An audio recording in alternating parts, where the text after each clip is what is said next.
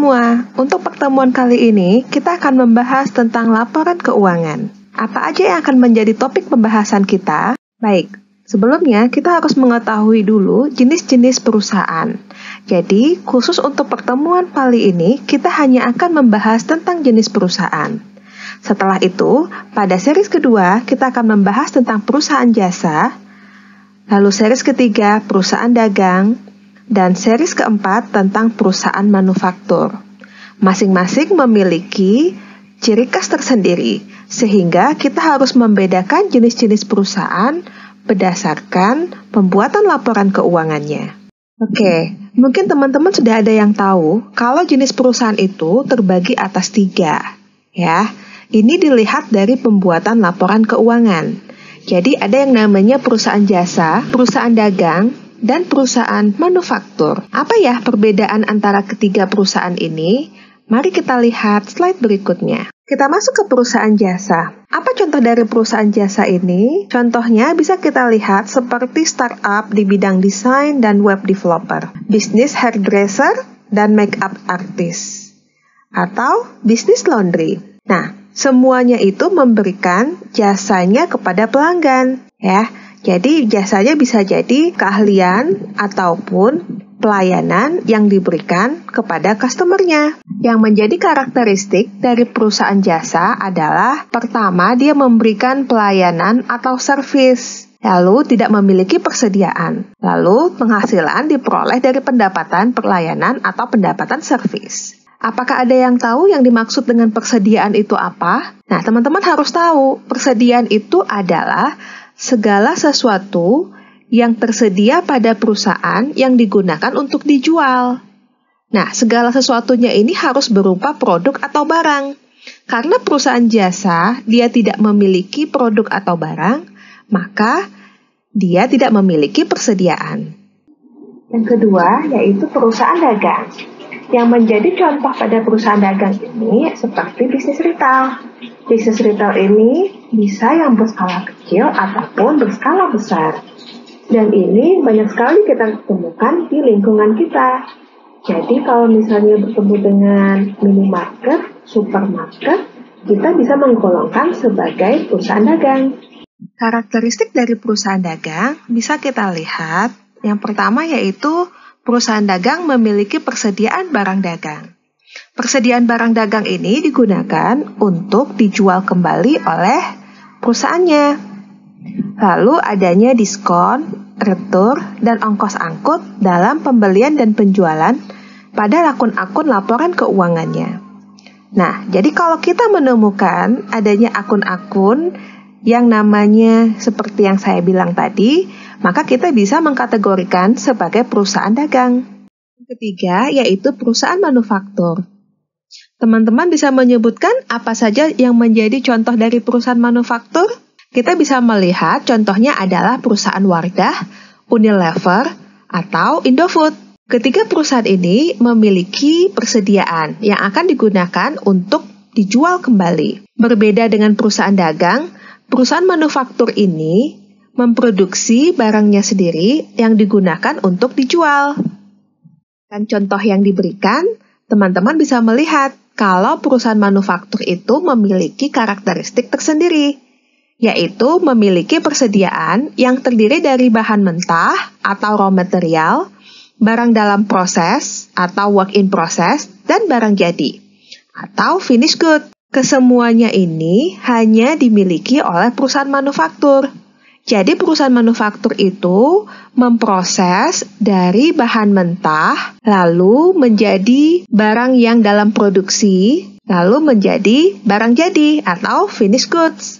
Nah, barang jadi atau yang barang dalam produksi itu sudah boleh untuk dijual. Seperti itu. Apakah teman-teman bisa memberikan contohnya? Apa persediaan yang dari bahan mentah, barang dalam proses, dan barang jadi? Oke, kita bisa melihat seperti perusahaan tekstil. Nah, perusahaan tekstil ini, dia bisa dibilang perusahaan manufaktur kalau mengolah dari benang yang merupakan bahan mentahnya. Lalu, benang dipintal menjadi kain. Kain di sini menjadi barang dalam proses. Dan kain nanti diolah lebih lanjut, diproduksi menjadi pakaian atau baju. Nah, pakaian atau baju kita sebut sebagai barang jadi. Nah, bagaimana teman-teman? Apakah sudah mengerti dengan 3 jenis perusahaan yang kita bedakan berdasarkan pembuatan laporan keuangannya? Kalau sudah mengerti, kita bisa melanjutkan untuk pembuatan laporan keuangan. Sampai di sini dulu perjumpaan kita. Bye-bye. Halo semua, kita ketemu lagi ya untuk membahas tentang laporan keuangan series 2. Di sini, di laporan keuangan series 2, kita akan membahas tentang laporan keuangan untuk perusahaan jasa. Nah, apa aja sih laporan keuangan untuk perusahaan jasa? Laporan keuangan sebenarnya ada 5 macam, yaitu laporan laba rugi, laporan perubahan ekuitas, laporan posisi keuangan, laporan arus kas, dan catatan atas laporan keuangan. Nah, biasanya suatu entitas itu harus membuat kelima laporan ini. Tetapi apabila entitas tersebut belum go public, maka dia hanya mewajibkan untuk membuat 4 laporan keuangan, yaitu nomor 1 sampai nomor 4. Yang pertama adalah laporan laba rugi.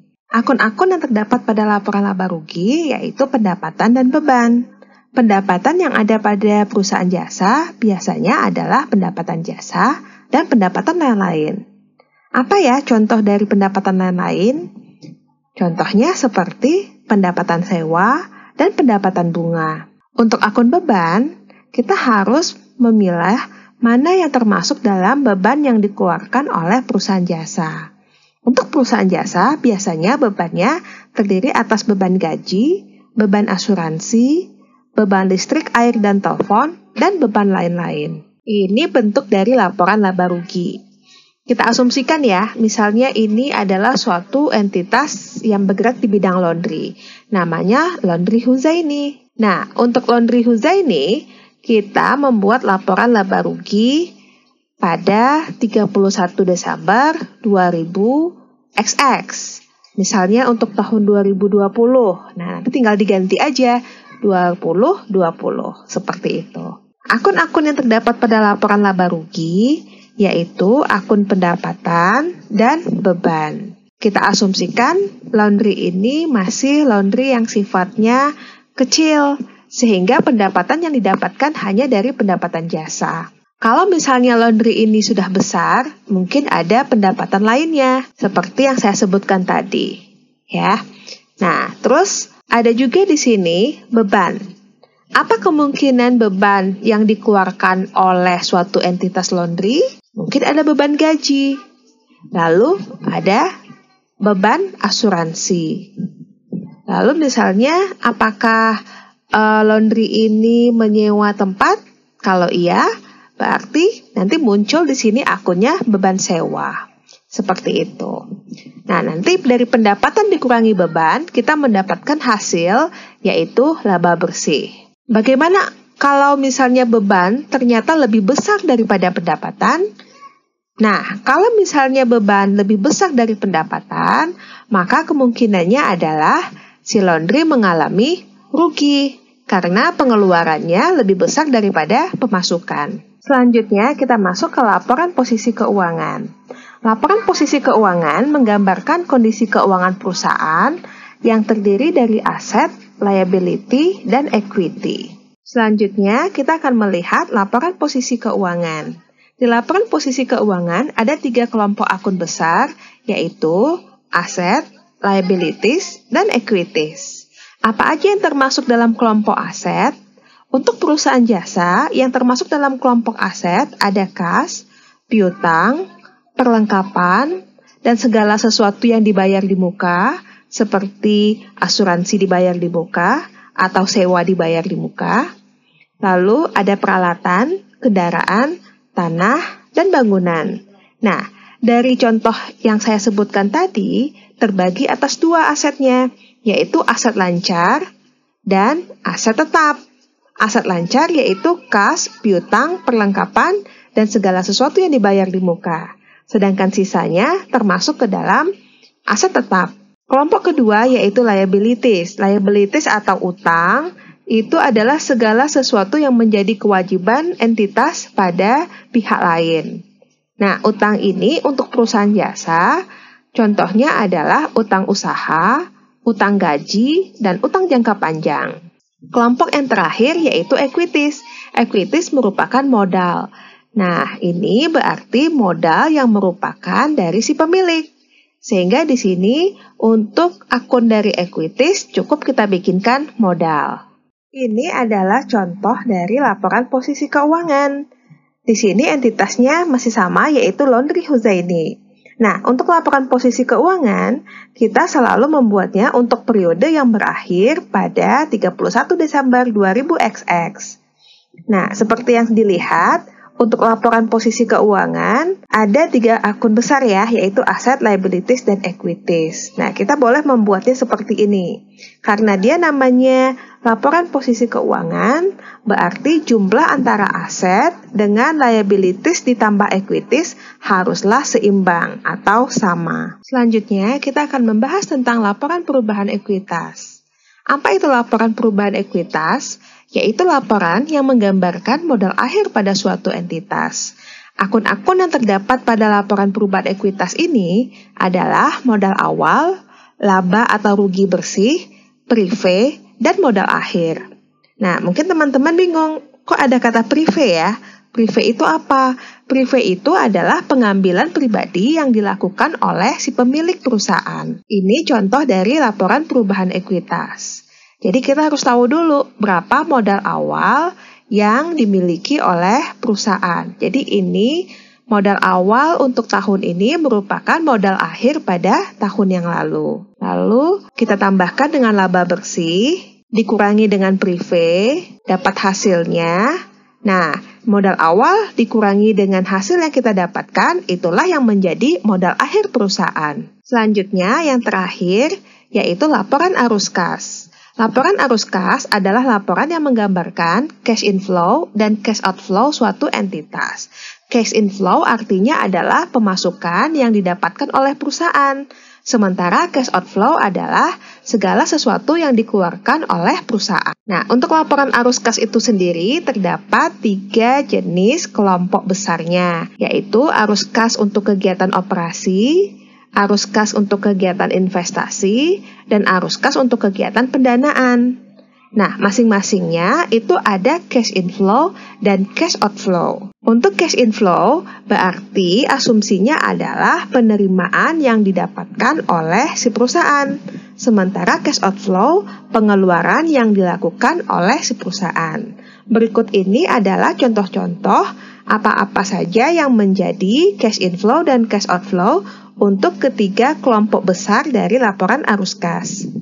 Nah, ini adalah contoh yang saya bikinkan untuk kegiatan dari laporan arus kas. Ada operational activities atau aktivitas operasi, investing activities, aktivitas investasi, dan financing activities atau aktivitas pendanaan. Jadi bagaimana teman-teman? Apakah sudah mengerti bentuk dari laporan keuangan untuk perusahaan jasa?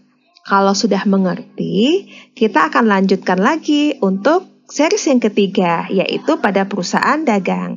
Oke, stay tune.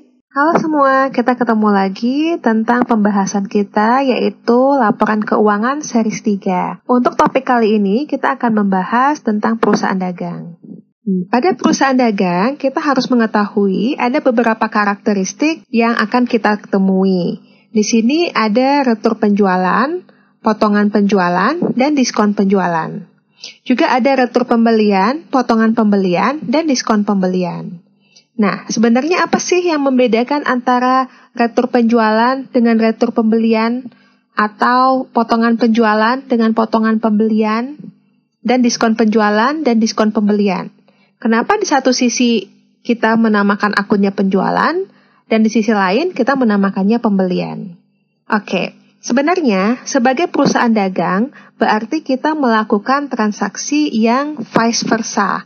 Vice versa di sini artinya kita membeli barang dagang, Lalu barang dagang tersebut kita jual. Jadi kita berada di posisi di tengah-tengah, ya kan? Karena kita berada di posisi seperti itu, maka akan ada transaksi yang namanya pembelian dan penjualan. Nah, untuk karakteristik tadi, seperti retur, kita harus tahu dulu apa artinya. Retur berarti pengembalian. Jadi, barang tersebut dikembalikan. Bisa jadi karena rusak atau cacat, atau memang tidak sesuai dengan permintaan. Misalnya, kita mau membeli barang yang ukuran L dengan warna hijau. Tetapi ternyata yang diberikan adalah ukuran M. Nah, karena tidak sesuai dengan spesifikasi, maka kita mengembalikan barang tersebut. Nah, itu yang namanya retur. Oke, terus masuk ke potongan penjualan. Kalau potongan penjualan itu apa? Potongan itu biasanya pemotongan yang sifatnya terjadi kalau kuantitas barang yang dibeli dalam jumlah besar. Sementara kalau diskon itu lebih ke pemotongan harga apabila barang dibeli dalam jumlah yang besar. Seperti itu. Oke, itu dari sisi penjualan ya. Kalau misalnya dari sisi pembelian, nah berarti ini perusahaan dagang yaitu kita melakukan pembelian.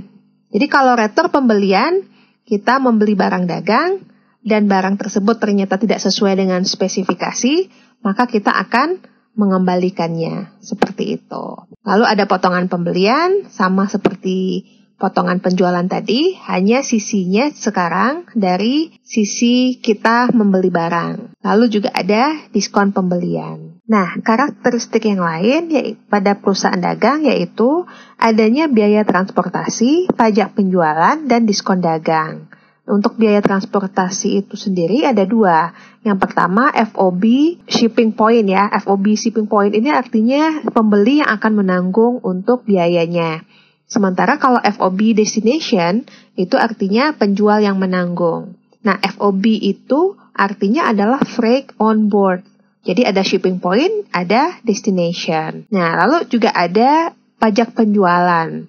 Karena untuk pembelian barang dengan harga tertentu, dikenakan pajak. Jadi, ketika nanti pedagang itu akan membeli barang dagangan dengan harga tertentu dan jumlah tertentu, maka akan dikenakan pajak penjualan. Lalu yang ketiga juga ada diskon dagang atau trade diskon. Nah, mungkin pernah dengar sebelumnya kalau ada istilah yang menyatakan seperti 2/10 N/30. Nah, ini artinya apa? Artinya adalah akan diberikan potongan atau diskon ya sebesar 2% apabila mampu dibayar dalam jangka waktu 10 hari. Ya. Nah, N/30 itu artinya adalah masa pembayaran untuk barang dagang tersebut selama 30 hari. Seperti itu. Oke, untuk laporan keuangan perusahaan dagang, itu sama seperti laporan keuangan lainnya. Terdiri atas laporan laba rugi, laporan posisi keuangan, laporan perubahan ekuitas, dan laporan arus kas. Tetapi untuk menyusun laporan laba rugi, kita harus menghitung terlebih dahulu harga pokok penjualan. Bagaimana cara menghitung harga pokok penjualan? Untuk harga pokok penjualan, kita harus mengetahui persediaan barang dagang awal. Nah, persediaan barang dagang awal ini yaitu persediaan yang kita miliki pada tahun sebelumnya. Jadi berapa yang tersisa. Setelah itu kita harus menghitung pembelian bersih. Pembelian bersih itu didapat dari pembelian barang, dikurangi dengan retur dan potongan pembelian, dan diskon pembelian. Nah, nanti pembelian bersih akan kita tambahkan dengan transportasi, yaitu berapa biaya transport yang kita gunakan untuk membeli barang. Nanti setelah ditambahkan, maka dia akan menjadi harga pokok barang dibeli. Nah, persediaan barang dagang awal ditambah dengan harga pokok barang dibeli, itu nanti menjadi barang dagang tersedia untuk dijual. Nah, setelah itu kita kurangi dengan persediaan barang dagang akhir. Setelah dikurangi, maka kita bisa mendapatkan harga pokok penjualan. Nah, harga pokok penjualan itu nanti angkanya akan kita masukkan dalam laporan laba rugi. Seperti itu. Untuk laporan laba ruginya, maka kita bisa menghitung, yaitu yang pertama, penjualan bersih, ya. Nah, nanti setelah dapat penjualan bersih, kita kurangi dengan harga pokok penjualan yang kita hitung tadi. Nah, setelah dikurangi, kita akan mendapatkan laba kotor. Laba kotor akan kita kurangi juga nanti dengan beban operasi. Beban operasi di sini adalah biaya-biaya yang kita keluarkan untuk operasional perusahaan. Nah, nanti setelah dikurangi, maka kita akan mendapatkan laba operasi dengan asumsi laba kotor itu harus lebih besar daripada beban operasi. Laba operasi akan ditambah dengan pendapatan lain-lain, sehingga akan menjadi laba sebelum pajak. Nanti setelah itu dikurangi dengan pajak penghasilan, maka didapat laba bersih. Oke, sekian dulu ya untuk series 3 kita yang membahas tentang laporan laba rugi pada perusahaan dagang.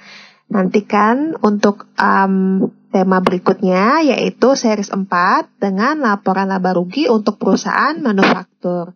Bye-bye! Halo semua, sekarang kita ketemu lagi dalam pembahasan laporan keuangan series 4. Pada series 4 ini, kita akan membahas tentang pembuatan laporan keuangan untuk perusahaan manufaktur. Pada perusahaan manufaktur, ada akun persediaan.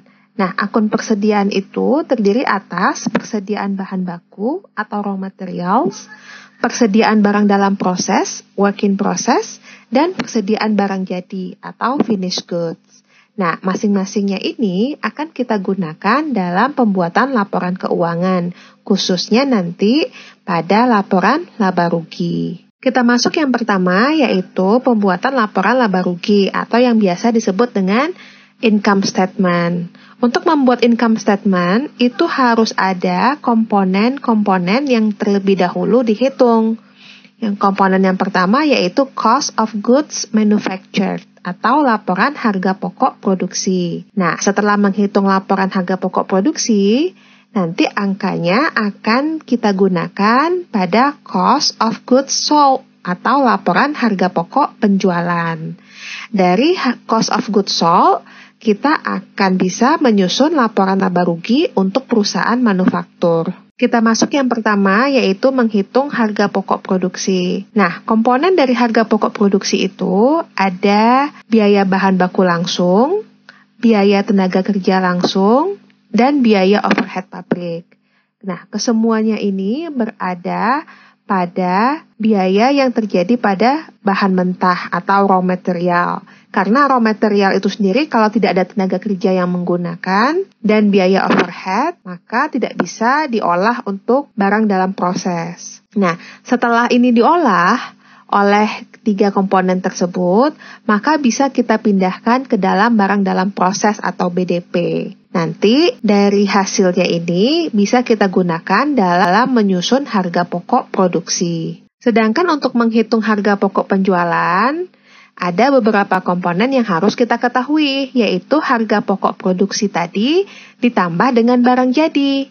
Sehingga dari 2 pertambahan ini akan menjadi harga pokok penjualan. Kita akan menghitung laporan harga pokok produksi dan laporan laba rugi. Berikut ini adalah contohnya. Yang pertama yang kita lakukan adalah menghitung laporan harga pokok produksi terlebih dahulu. Untuk menghitungnya, ada beberapa komponen yang harus kita ketahui. Yang pertama yaitu persediaan bahan baku langsung awal ditambah dengan pembelian bahan baku langsung bersih. Nah, setelah dijumlahkan, maka jadinya adalah bahan baku langsung tersedia untuk dipakai. Dari sini, nanti akan kita kurangi dengan persediaan bahan baku langsung akhir. Maka akan menjadi bahan baku langsung yang dipakai. Nah, ini yang saya jelaskan barusan, ya, itu masih dari sisi bahan baku. Bahan baku itu harus kita tambahkan dengan tenaga kerja langsung dan ditambahkan lagi dengan biaya overhead pabrik atau BOP, maka menjadi total biaya produksi. Dari biaya produksi ini, kita akan menambah dengan persediaan barang dalam proses awal. Nanti menjadi biaya produksi yang diperhitungkan. Sementara itu, persediaan barang dalam proses akhir itu menjadi harga pokok produksi, ya.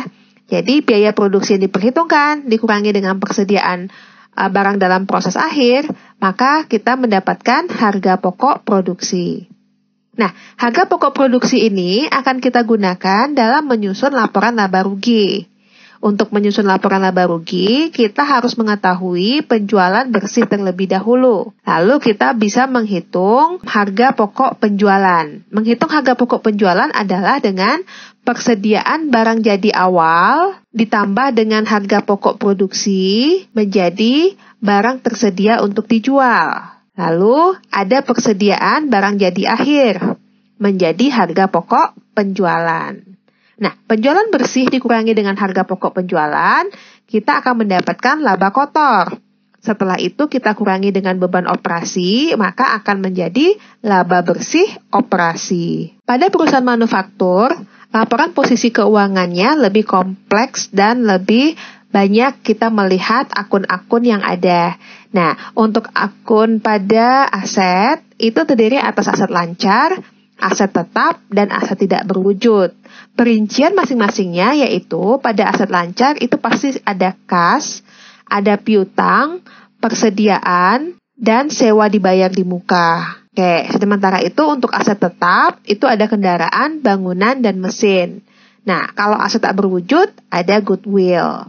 Sehingga nanti semuanya kita jumlahkan dan kita akan mendapatkan total aset. Nah, di sisi kanan itu ada liabilities atau kewajiban. Nah, dari sisi ini kita akan menghitung utang jangka pendek dan utang jangka panjang. Utang jangka pendek terdiri atas utang usaha dan utang gaji.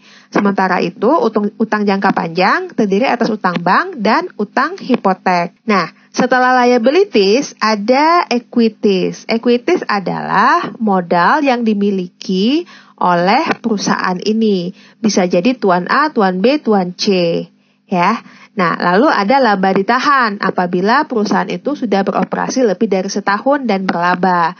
Lalu ada laba operasi, seperti itu. Nah, total liabilities ditambah dengan equities, itu harus sama nilainya dengan total aset. Oke, sampai di sini dulu ya perjumpaan kita kali ini dalam series yang keempat, membahas tentang laporan keuangan untuk perusahaan manufaktur. Selanjutnya, kita akan ketemu lagi dengan pembahasan yang berbeda. Bye-bye!